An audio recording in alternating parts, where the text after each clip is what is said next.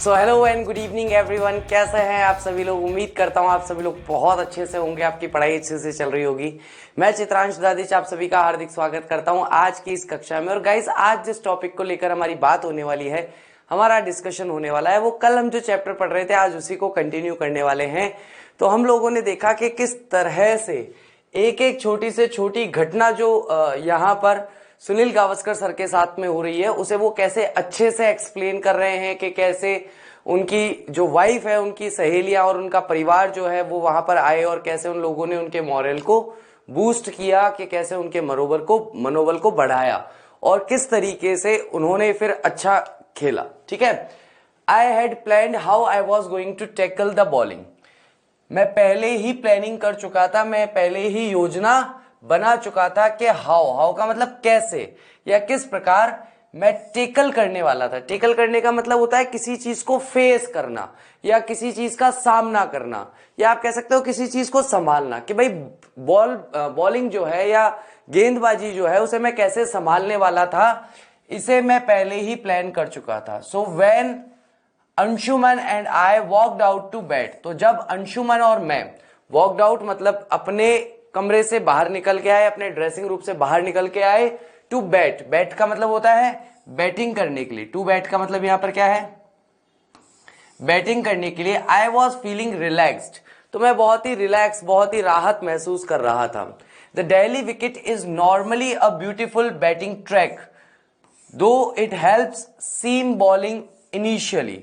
तो अगर हम दिल्ली के विकेट की बात करें, विकेट का मतलब क्या है, यहां पर पिच की बात हो रही है ना। दिल्ली का जो पिच है, जिस पिच पर क्रिकेट खेली जाती है ना, बॉलिंग फेंकी जाती है जिस पिच पर, आपने देखा होगा कि ये पूरा मैदान है तो इस पर एक ऐसी पट्टी सी बनी हुई होती है बीच में, इसे कहा जाता है पिच। ठीक है, तो ये पिच जो है, टैकल मीन्स, बेटा मैंने 3 शब्द बताए।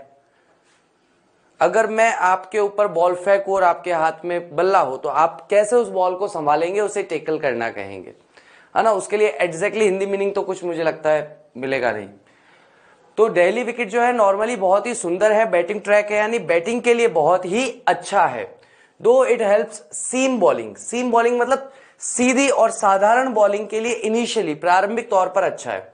But this morning the bowler got no help, लेकिन इस सुबह यानी कि जब मैं खेलने उतरा इस टेस्ट मैच में, तो बॉलर्स जो हैं यानी कि जो गेंदबाज हैं, उन्हें किसी तरह की कोई सहायता प्राप्त नहीं हुई। किसी तरह की कोई सहायता प्राप्त नहीं हुई, उससे क्या मतलब है, यानी पिच से उनको कोई हेल्प नहीं मिल रही थी। ठीक है, कई बार क्या होता है, पिच ऐसी होती है जो बॉलिंग फेवर की होती है, बैटिंग फेवर की नहीं होती है, कि भाई इस पे बॉलिंग करेंगे, जैसे मान लीजिए कोई फास्ट बॉलिंग करने वाला है तो उसको पिच सपोर्ट करेगी, तो वो बॉल जितनी तेज फेंकेगा उतनी तेज ही बैट्समैन के पास पहुंचेगी, बल्लेबाज के पास पहुंचेगी। कई बार ऐसा होता है कि आप फेंकते तो बहुत तेज हो, लेकिन जमीन से टकराने के बाद बॉल की स्पीड कम हो जाती है। तो इसका मतलब क्या हुआ कि भैया जो पिच है वो बॉलिंग फेवर की नहीं है, यानी बॉलिंग वालों को कोई भी उससे मदद नहीं मिल रही।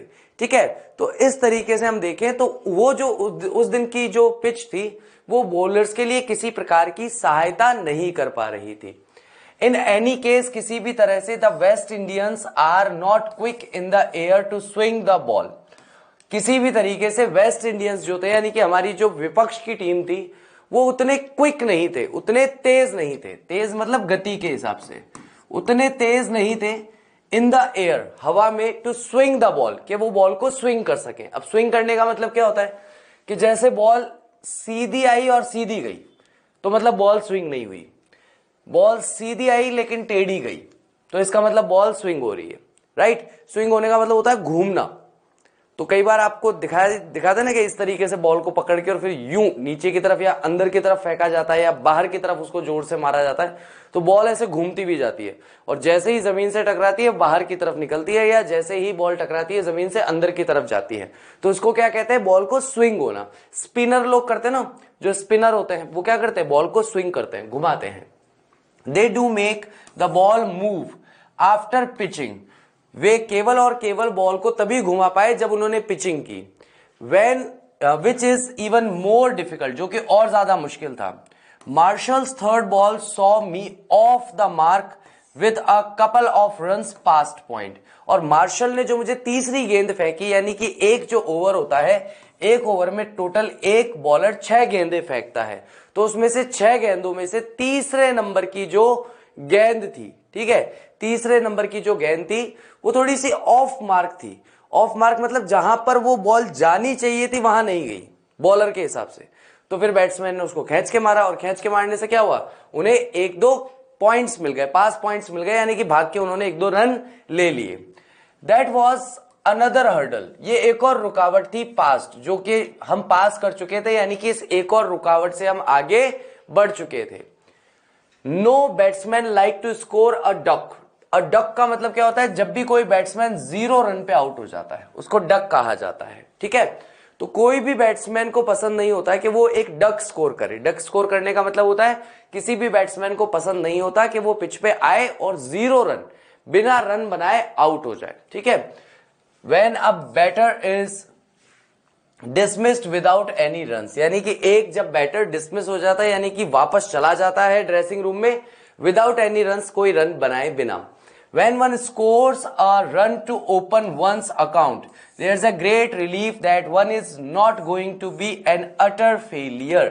तो जब भी कोई व्यक्ति अगर एक रन भी बना लेता है और उससे वो अपना ओपन कहते हैं ना खाता खोलना है, तो कोई भी व्यक्ति जब अपना एक रन बना करके अपना खाता खोल लेता है, यानी कि रन बनाने की शुरुआत कर लेता है, तो एक बहुत ही महान, बहुत ही अच्छा उसे राहत महसूस होता है कि वह व्यक्ति जो है बहुत ही अटर फेलियर, यानी कड़वाहट भरी असफलता से उसे वापस लौटना नहीं पड़ेगा, है ना।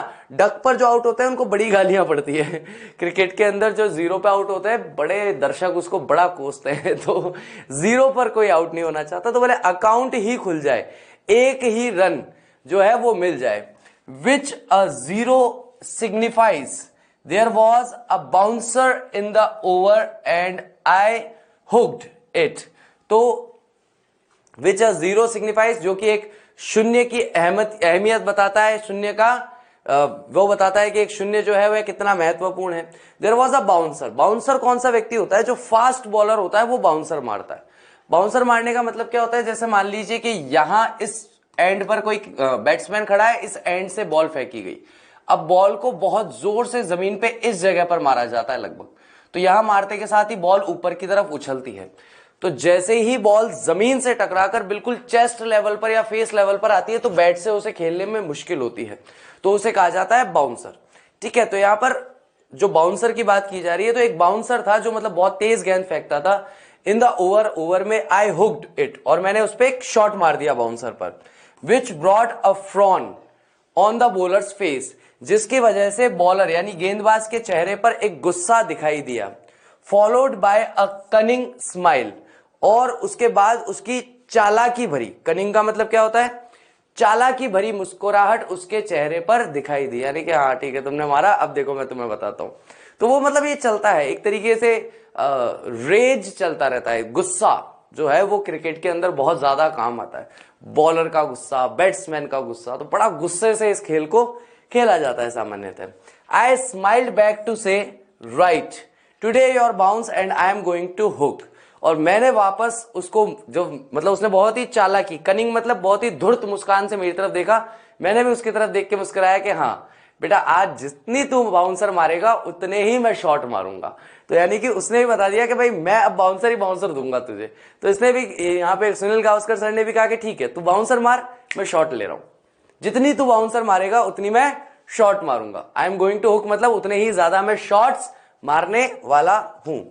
ठीक है क्या, यहां तक का क्लियर है क्या? ओके आगे बढ़ते हैं। In the next over I got a quicker bouncer which I trapped rather than hooked for a boundary and I knew then it was going to be my day. और उसके बाद अगले over में फिर से मुझे एक और क्विकर बाउंसर मिली। क्विकर का मतलब इस बार बाउंसर तो आई लेकिन बहुत ही तेज गति से आई, और जैसे ही वो तेज गति से I I tapped rather than hooked. Tapped का मतलब होता है टक खेल देना, ऐसे सेव करने के लिए बस ऐसे टक करके खेल के छोड़ देना। हुक नहीं किया मैंने, हुक नहीं किया मतलब मैंने तेज शॉट नहीं मारा, मैंने बस अपने आप को बचाया उससे, और उससे मुझे एक बाउंड्री मिली। बाउंड्री मिली मतलब उससे बाउंड्री पर वो जाकर बॉल गिरी और मेरे को एक 4 रन का सपोर्ट मिल गया। आई न्यू देन, और तभी मुझे पता चल गया कि आज मेरा दिन है, यानी कि आज का दिन मैं शानदार खेलने वाला हूं। एवरी टाइम मार्शल बाउंस्ड, हर बार जब भी मार्शल मुझे बाउंसर बॉल मारता, आई हुक्ड, मैं खींच कर उस पर शॉट मारता।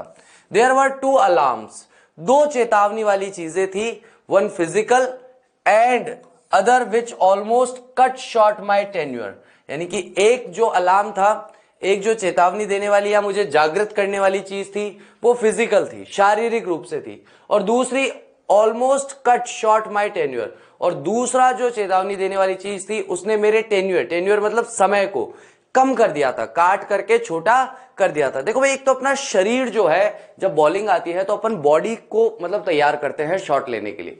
दूसरा कि भाई जो एक दिमाग के अंदर शॉट चल रहा होता है कि अगर ये बॉल आ रही है तो उसमें मुझे ये खेलना है, तो वो टेन्योर भी कम हो गया था, यानी कि मैं बहुत कम समय पर सोच पा रहा था कि भैया मुझे कौन सा शॉट इस पर लेना है। When I was 16, जब मैं 16 साल का था, a bouncer came screaming at my face and I missed my shot. तो एक बाउंसर जो है वह चीखता हुआ आया मेरे चेहरे के सामने और मुझसे वो शॉट मिस हो गया। But luckily the ball brushed my hat and went through Dungeon's glove.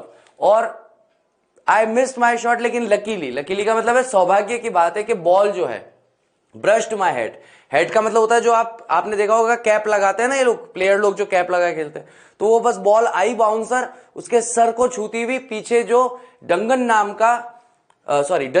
का जो व्यक्ति था, जो कि कौन था, विकेट कीपर जिसको आप बोलते हो, जो ऐसा होता है ना क्रिकेट में, विकेट के पीछे जो व्यक्ति खड़ा होता है इस तरीके से, जैसे MS धोनी सर हैं वो खड़े होते थे, वो बहुत ही महान क्रिकेट प्लेयर तो है ही, साथ ही साथ वो विकेट कीपर भी थे। तो वो उनके ग्लव्स में आकर के सीधा डंजन के ग्लव में आकर के सीधी वो बॉल लैंड करती है। The umpire did not signal anything, और एम्पायर ने कोई भी संकेत नहीं दिया। So runs were added against my name, तो रन जो है वह मेरे नाम पर जुड़ गए। Though I had actually not kicked that ball, हालांकि उस बॉल को मैंने किक नहीं किया था, उस बॉल को मैंने मारा नहीं था। Perhaps the umpire was misled, शायद एम्पायर जो है वह गलत दिशा में चले गए थे, या उन्हें एक गलत फहमी हो गई थी कि शायद मैंने बॉल मारी है उससे वो बॉल गई है। By the sound of the ball brushing my cap, क्योंकि जो आवाज आई जब मेरे सर से बॉल टकराई, और बॉल की जो आवाज आई वो इतनी तेज आई जैसे एम्पायर को लगा कि बल्ले से मारी गई है। दो that meant that a chance would be registered against my name, तो इसका मतलब यह था कि मुझे एक मौका मिलने वाला था जो कि मेरे नाम के अगेंस्ट रजिस्टर हो चुका था। आई वॉज नॉट कंप्लेनिंग, मैं शिकायत नहीं कर रहा था, for I got some runs, क्योंकि मुझे कुछ रन मिल गए थे।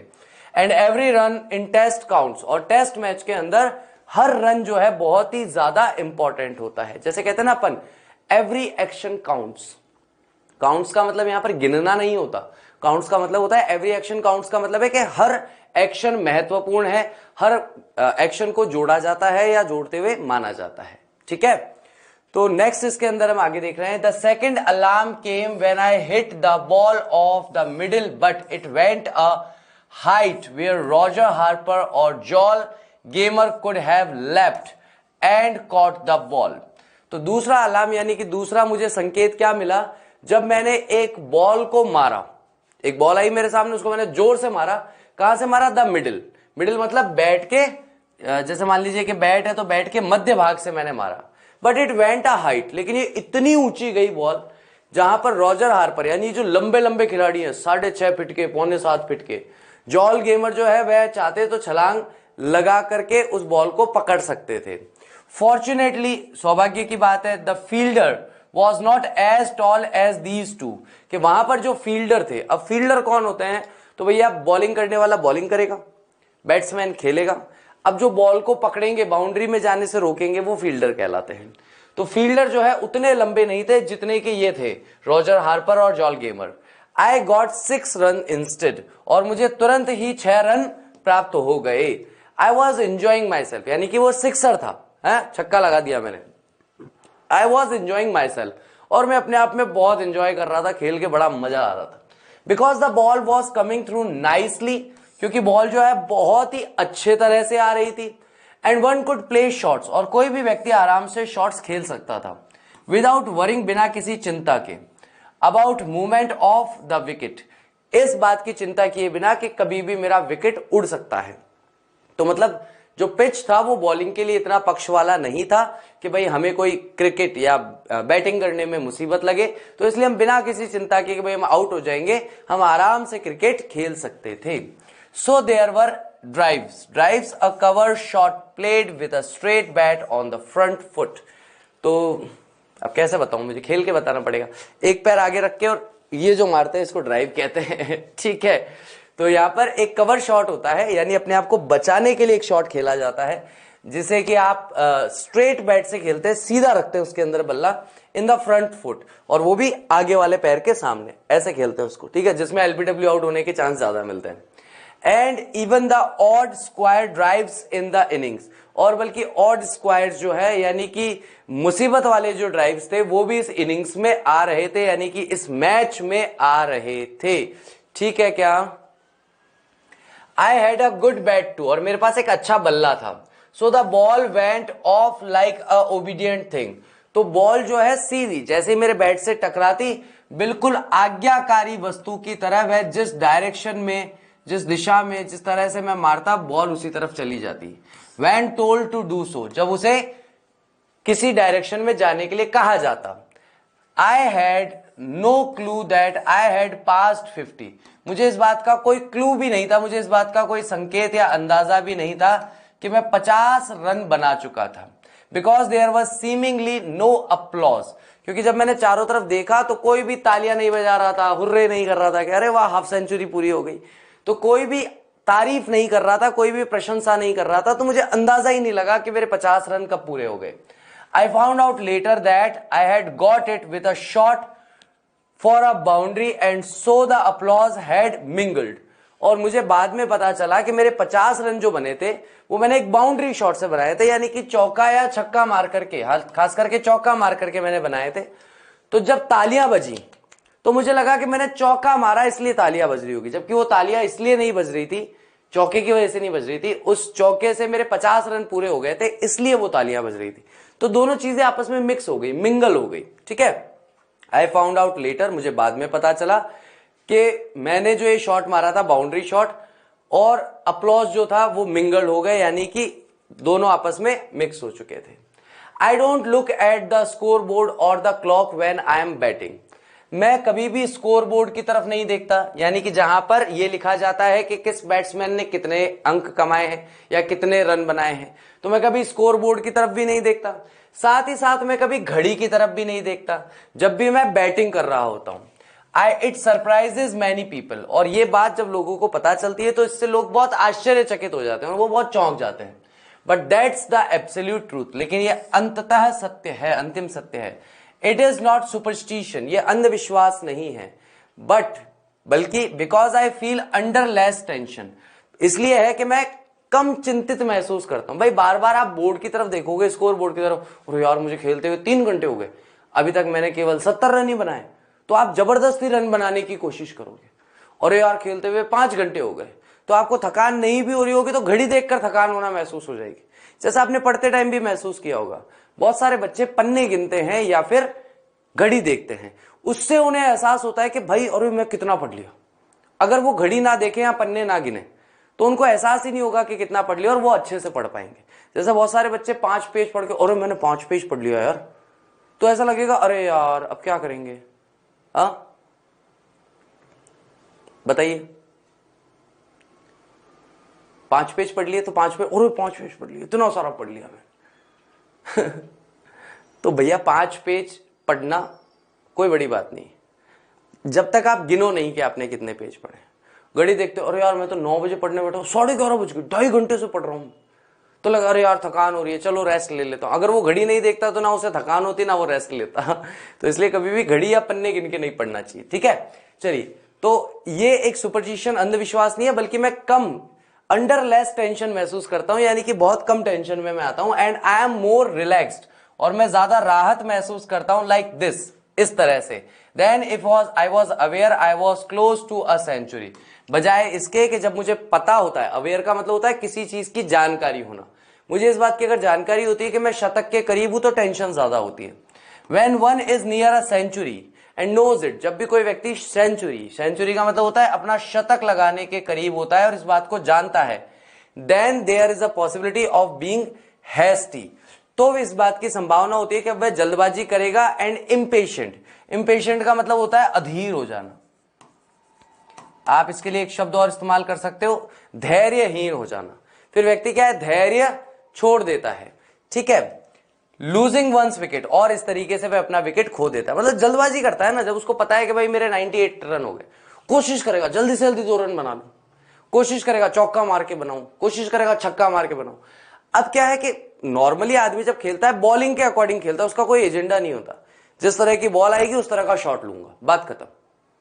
और जब वो उसका कोई एजेंडा होता है कि और अब तो मेरे को इस बॉल पे 6 मारना है, तो बॉल अगर 6 के अकॉर्डिंग नहीं आई, सिक्सर के अकॉर्डिंग अगर बॉल नहीं आई और जबरदस्ती मारने की कोशिश करेगा, तो या तो विकेट खो देगा और या फिर कैच आउट हो जाएगा। तो इसलिए यहां पर कहा जा रहा है, क्या कहा जा रहा है कि मैं कभी भी इन चीजों की तरफ नहीं देखता, क्योंकि संभावित रूप से जब भी कोई शतक के पास में होता है और उसे ये बात पता होती है, वो जल्दबाजी करता है, धैर्यहीन हो जाता है और इस तरीके से अपना विकेट खो देता है। आफ्टर ऑल, आखिरकार, I have always believed that a century should be just a milestone in one's quest for more runs. तो मैं इतना जानता हूं, मेरा हमेशा से विश्वास रहा है कि एक सेंचुरी केवल और केवल एक माइलस्टोन होनी चाहिए कि हाँ भाई हमें वहां तक पहुंचना है। और कोई भी एक व्यक्ति जो कार्य कर रहा है ज्यादा रन बनाने के लिए, मतलब 100 रन बनाना आपका उद्देश्य नहीं होना चाहिए, 100 रन से ज्यादा ही आपको रन बनाने, लेकिन हाँ कम से कम 100 रन तक पहुंचना ही एक माइलस्टोन हमें लेकर चलना चाहिए, ठीक है क्या। Thus when I flicked a ball, तो जब कभी मैं बॉल को उछालता था, from Marshall's past mind on and it went off for a boundary, तो जब मैं मार्शल के पास से मिड ऑन मतलब बीच में से ऊपर उठा करके, तो वह मार्शल के पास से होते हुए बाउंड्री तक चली जाती थी। आई वॉज सरप्राइज्ड, मैं चौंक जाता था। व्हेन दिलीप वेंगा सरकार stopped in the middle and said, जब दिलीप वेंगा सरकार बीच में ही रुक जाते और कहते वेल प्लेड, बहुत अच्छा खेला। And thrust his hand out, thrust का मतलब होता है निकालना, और अपने बाहर को हाथ बाहर निकालते थे। आपने देखा होगा रन लेने के लिए 2 लोग आते हैं, लेकिन देखते हैं भाई बाउंड्री हो गई तो वहीं रुक जाते हैं और एक दूसरे को ऐसे पंच से पंच भेड़ करके वेरी नाइस वेल प्लेड बोल के वापस चले जाते हैं। तो इसको, ये जो बाहर हाथ निकाला जाता है, इसको क्या बोलते हैं, he thrust his hand out. He must have known by the expression on my face, sir, that I did not know my score, because he said, bloody hell, it's your 29th. He must have known, उसे पता रहता था, by my expression, मेरे expression, मेरे चेहरे पे जो भाव होते थे उससे, on my face, sir, मेरे चेहरे पर, that I did not know my score, कि मुझे अपना स्कोर ही नहीं पता, मेरे कितने रन बन गए मुझे पता ही नहीं है। बिकॉज ही सेड, क्योंकि वह कहता था ब्लडी हेल, ब्लडी हेल मतलब एक एक्सप्रेशन है, अरे यार बहुत शानदार, bloody hell what's the plan, bloody hell what's the answer, ऐसे बोलते हैं, ठीक है। इट्स योर 29th, ये तुम्हारा 29वां शतक है। कौन सा शतक है तुम्हारा, 29वां शतक मार दिया है तुमने। Jeff Dujon and Viv Richard were there to pump my hand and offer their congratulations. Jeff Dujon और विव रिचर्ड जो है वहां पर आए, उन्होंने पंप करने का मतलब होता है दबाना, हाथ मिलाना, उन्होंने मेरा हाथ मिलाया, हैंडशेक किया, ऑफर देयर कॉन्ग्रेचुलेशन, और मुझे कॉन्ग्रेचुलेशन कहा कि आपको बहुत बहुत शुभकामनाएं हो।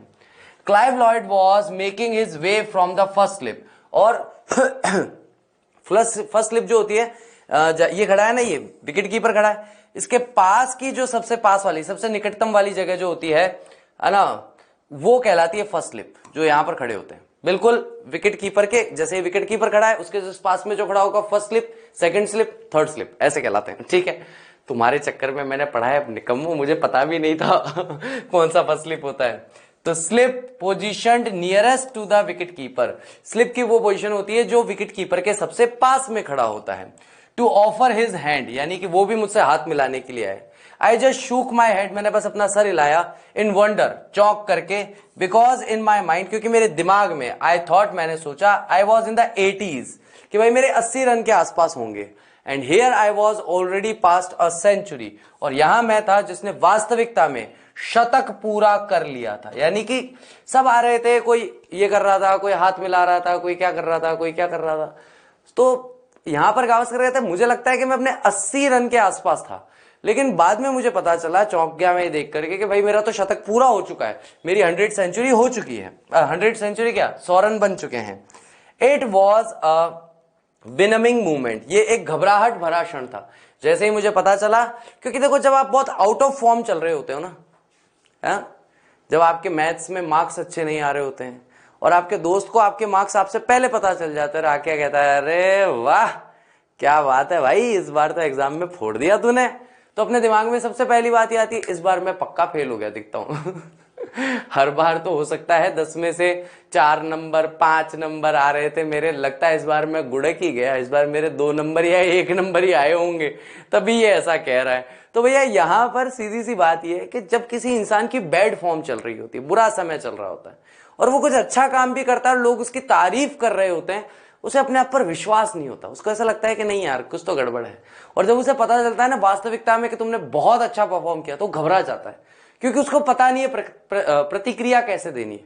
और ये जो घटनाएं होती है ना, ये जीवन में आपको एक गुण देती है, पता है उस गुण को क्या बोलते हैं? उसके बाद आप हमेशा हम्बल हो जाते हैं, यानी कि आप कैसे हो जाते हैं? हमेशा विनम्र हो जाते हैं। नई नई सफलता मिलती है ना तो आदमी बड़ा वो हो जाता है, क्या कह सकते हैं आप, ईगोइस्टिक हो जाता है, बड़ा यार है मैं तो ऐसा हूं, मैं तो वैसा हूं, ईगो में रहता है। लेकिन जब एक बार असफलता का स्वाद चख लेता है और फिर वापस सफलता की ओर आगे बढ़ता है ना, तब उसकी ईगो खत्म हो जाती है, तब वो हमेशा हम्बल रह करके विनम्र होकर के व्यवहार करना शुरू कर देता है, जीवन जीना शुरू कर देता है। एवर सिंस, तब से, my return from the West Indies, वहां से लेकर के वहां तक जो मैं वेस्ट इंडीज से लौटा, people were eager for me to score the 29th century, यानी कि लोग हमेशा उत्सुक रहते थे मेरे लिए कि कब मैं अपनी 29वीं सेंचुरी मारूंगा। एंड सो, और इसी तरीके से, rather it was a plane, taxi, office, hotel lobby और restaurant, strangers would walk up and offer their good wishes for me to score that 100।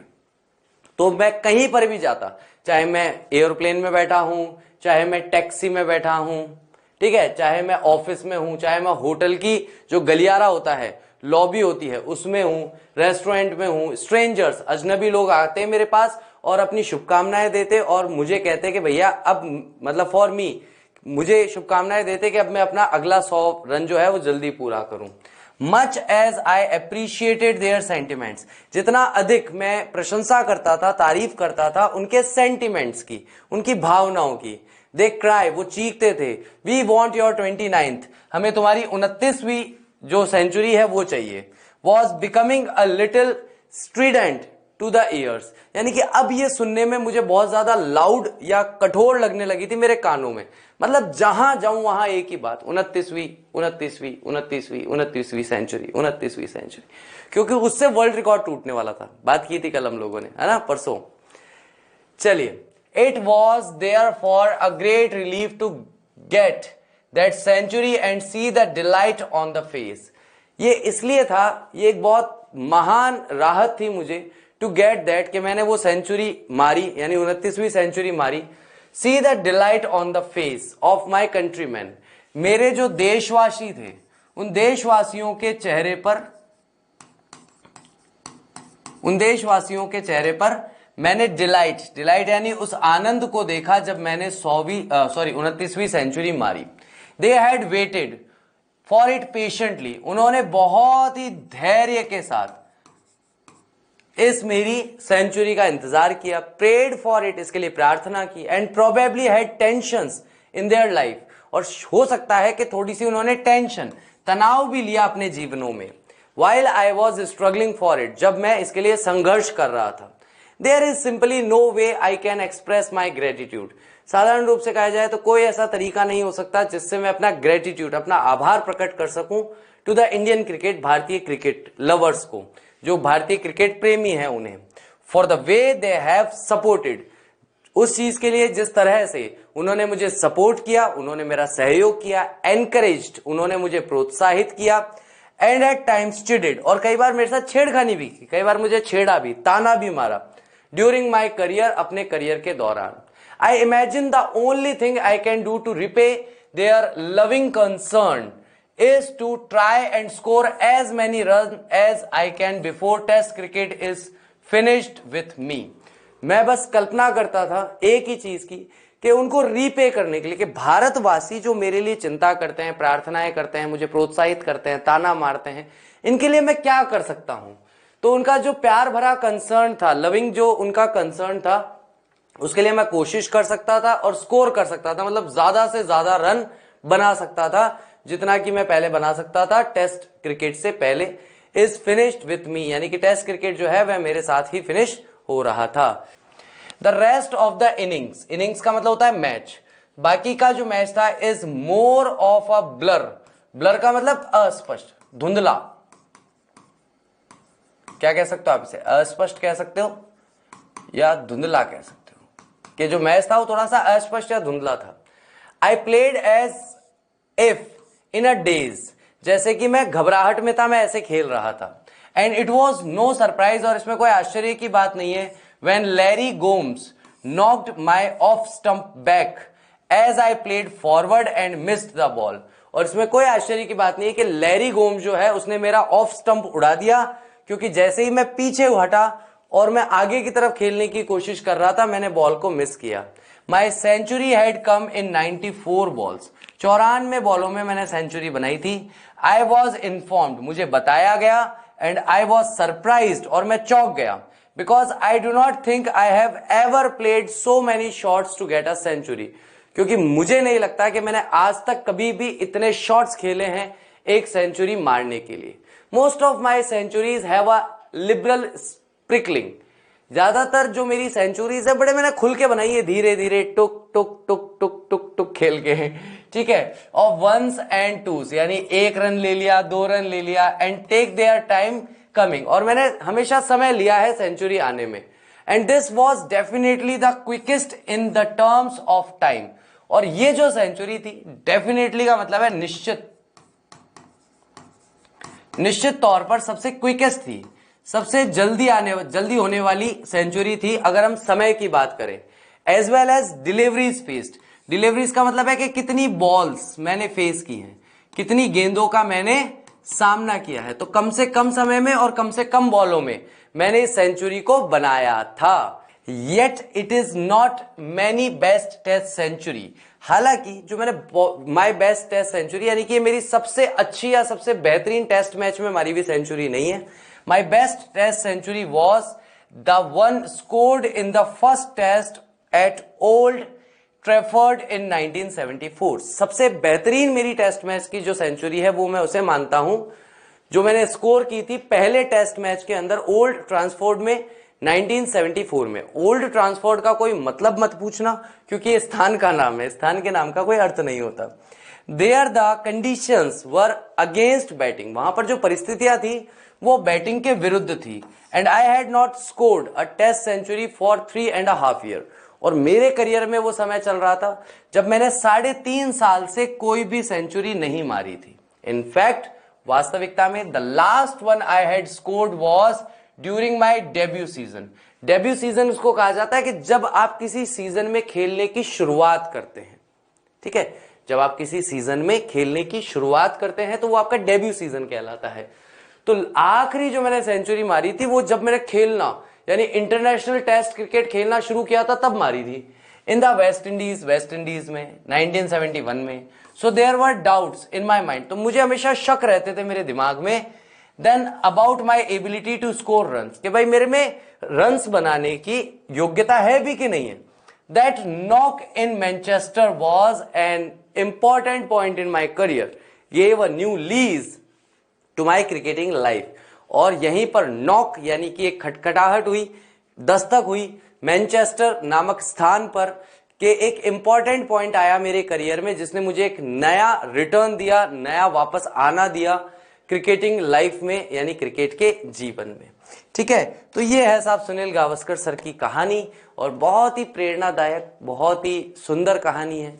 बस बात यह है कि जब मुश्किल भरा समय हो ना, थोड़ा धैर्य रखना चाहिए, थोड़ा सा धैर्य रखें, थोड़ा सा अपने कार्य में निरंतरता रखें, थोड़ा सा अपने कौशल पर काम करें, अपने स्किल सेट को बेहतर बनाएं, और डेफिनेटली आगे जाकर के आपको हो सकता है तुरंत उसके परिणाम देखने को ना मिले, हो सकता है तुरंत आपको रिजल्ट ना मिले, लेकिन आगे आपको जीवन में निश्चित तौर पर अगर आप इस स्ट्रेटेजी को अपनाते हैं अपने जीवन में तो निश्चित तौर पर बेहतर परिणाम आपका इंतजार कर रहे होंगे। ठीक है, तो मेरा नाम चित्रांश दाधीच है, आलोक। ठीक है, चित्रांश दाधीच। ओके, तो उम्मीद करता हूं आज का लेक्चर अच्छी तरीके से समझ में आया होगा, आपने अच्छे से एंजॉय किया होगा। Thank you very much. इसके क्वेश्चन आंसर्स के साथ कल मिलता हूं आप लोगों से। Till that take care of yourself, bye bye. I will see you tomorrow at 7:30। Bye, take care.